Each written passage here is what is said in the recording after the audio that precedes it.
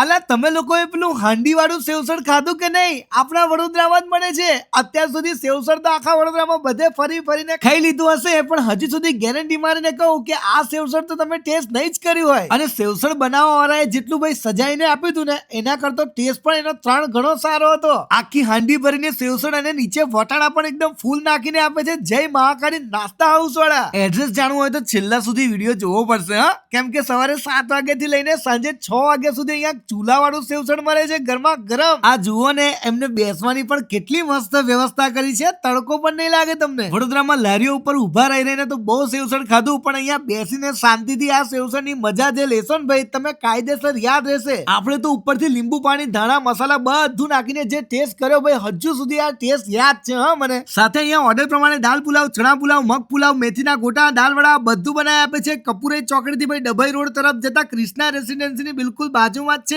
તો રાહ જોયા વગર પહોંચી જ જજો.